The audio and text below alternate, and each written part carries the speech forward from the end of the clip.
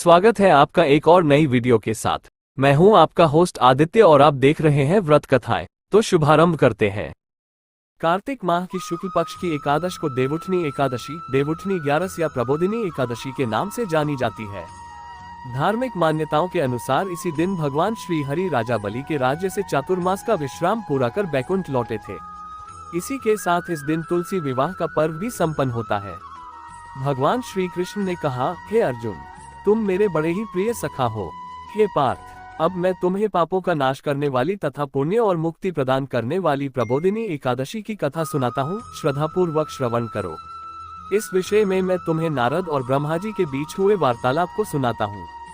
एक समय नारद जी ने ब्रह्मा जी से पूछा, हे पिता, प्रबोधिनी एकादशी के व्रत का क्या फल होता है? आप कृपा करके मुझे ये सब विधान पूर्वक बताएं। ब्रह्मा जी ने कहा, हे पुत्र, कार्तिक माह के शुक्ल पक्ष की प्रबोधिनी एकादशी के व्रत का फल 1 सहस्र अश्वमेध तथा 100 राजसूय यज्ञ के फल के बराबर होता है। नारद जी ने कहा, हे हिता, एक संध्या को भोजन करने से, रात्रि में भोजन करने तथा पूरे दिन उपवास करने से क्या क्या फल मिलता है? कृपा कर सविस्तार समझाए। ब्रह्मा जी ने कहा, हे नारद, एक संध्या को भोजन करने से 2 जन्म के तथा पूरे दिन उपवास करने से 7 जन्म के सभी पाप नष्ट हो जाते हैं। जिस वस्तु का त्रिलोक में मिलना दुष्कर है, वह वस्तु भी प्रबोधिनी एकादशी के व्रत से सहज ही प्राप्त हो जाती है। प्रबोधिनी एकादशी के व्रत के प्रभाव से बड़ा पाप भी क्षण मात्र में ही नष्ट हो जाता है। पूर्व जन्म के किए हुए अनेक बुरे कर्मों को प्रबोधिनी एकादशी का व्रत क्षण भर में नष्ट कर देता है। जो मनुष्य अपने स्वभावानुसार प्रबोधिनी एकादशी का विधान पूर्वक व्रत करते हैं, उन्हें पूर्ण फल प्राप्त होता है। हे पुत्र, जो मनुष्य श्रद्धा पूर्वक इस दिन किंचित मात्र पुण्य करते हैं, उनका वह पुण्य पर्वत के समान अटल हो जाता है। जो मनुष्य अपने हृदय के अंदर ही ऐसा ध्यान करते हैं कि प्रबोधिनी एकादशी का व्रत करूंगा, उनके 100 जन्म के पाप नष्ट हो जाते हैं। जो मनुष्य प्रबोधिनी एकादशी को रात्रि जागरण करते हैं, उनकी बीती हुई तथा आने वाली 10 पीढ़ियां विष्णु लोक में जाकर वास करती हैं और नरक में अनेक कष्टों को भोगते हुए उनके पितृ विष्णु लोक में जाकर सुख भोगते हैं। हे नारद, ब्रह्महत्या आदि विकट पाप भी प्रबोधिनी एकादशी के दिन रात्रि को जागरण करने से नष्ट हो जाते हैं। प्रबोधिनी एकादशी को रात्रि को जागरण करने का फल अश्वमेध आदि यज्ञों के फल से भी ज्यादा होता है। सभी तीर्थों में जाने तथा गौ, स्वर्ण भूमि आदि के दान का फल प्रबोधिनी के रात्रि के जागरण के फल के बराबर होता है। हे पुत्र, इस संसार में उसी मनुष्य का जीवन सफल है जिसने प्रबोधिनी एकादशी के व्रत द्वारा अपने कुल को पवित्र किया है। संसार में जितने भी तीर्थ हैं तथा जितने भी तीर्थों की आशा की जा सकती है, वो प्रबोधिनी एकादशी का व्रत करने वाले के घर में रहते हैं। प्राणी को सभी कर्मों को त्यागते हुए भगवान श्रीहरि की प्रसन्नता के लिए कार्तिक माह की प्रबोधिनी एकादशी का व्रत अवश्य करना चाहिए। जो मनुष्य इस एकादशी व्रत को करता है, वह धनवान, योगी, तपस्वी तथा इंद्रियों को जीतने वाला होता है, क्योंकि एकादशी भगवान विष्णु की अत्यंत प्रिय है। इसके व्रत के प्रभाव से मनुष्य जन्म मरण के चक्र से मुक्त हो जाता है। इस एकादशी व्रत के प्रभाव से कायिक, वाचिक और मानसिक तीनों प्रकार के पापों का शमन हो जाता है। इस एकादशी के दिन जो मनुष्य भगवान विष्णु की प्राप्ति के लिए दान, तप, होम, यज्ञ आदि करते हैं, उन्हें अनंत पुण्य की प्राप्ति होती है। प्रबोधिनी एकादशी के दिन भगवान श्रीहरि का पूजन करने के बाद यौवन और वृद्धावस्था के सभी पाप नष्ट हो जाते हैं।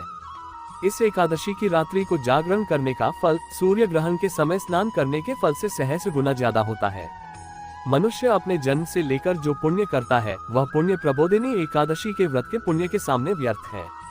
जो मनुष्य प्रबोधिनी एकादशी का व्रत नहीं करता, उसके सभी पुण्य व्यर्थ हो जाते हैं। इसलिए हे पुत्र, तुम्हें भी विधान पूर्वक भगवान विष्णु का पूजन करना चाहिए।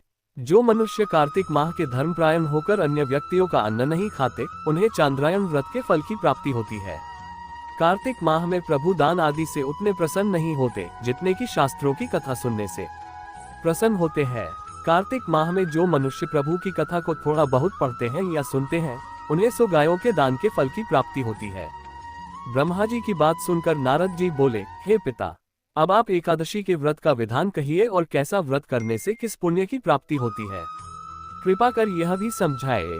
नारद की बात सुन ब्रह्मा जी बोले, हे पुत्र, इस एकादशी के दिन मनुष्य को ब्रह्म मुहूर्त में उठ जाना चाहिए और स्नान आदि से निवृत्त होकर व्रत का संकल्प करना चाहिए।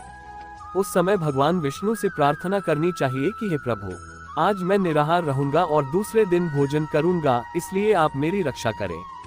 इस प्रकार प्रार्थना करके भगवान का पूजन करना चाहिए और व्रत प्रारंभ करना चाहिए। उस रात्रि को भगवान के समीप गायन, नृत्य, बाजे तथा कथा कीर्तन करते हुए रात्रि व्यतीत करनी चाहिए। प्रबोधिनी एकादशी के दिन कृपणता को त्याग कर बहुत से पुष्प, अगरबत्ती, धूप आदि से भगवान की आराधना करनी चाहिए। शंख के जल से भगवान को अर्घ्य देना चाहिए। इसका फल तीर्थ दान आदि से करोड़ गुना अधिक होता है। जो मनुष्य अगस्त्य पुष्प से भगवान का पूजन करते हैं, उनके सामने इंद्र भी हाथ जोड़ता है।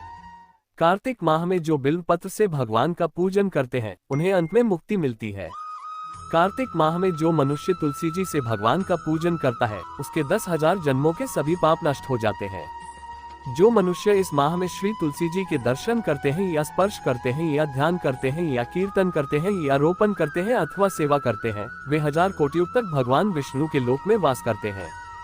जो मनुष्य तुलसी का पौधा लगाते हैं, उनके कुल में जो पैदा होते हैं, वे प्रलय के अंत तक विष्णु लोक में रहते हैं।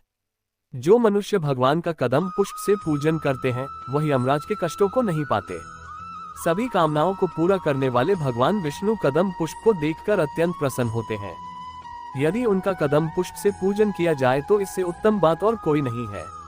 जो गुलाब के पुष्प से भगवान का पूजन करते हैं, उन्हें निश्चित ही मुक्ति प्राप्त होती है। जो मनुष्य बकुल और अशोक के पुष्पों से भगवान का पूजन करते हैं, वे अनंत काल तक शोक से रहित रहते हैं।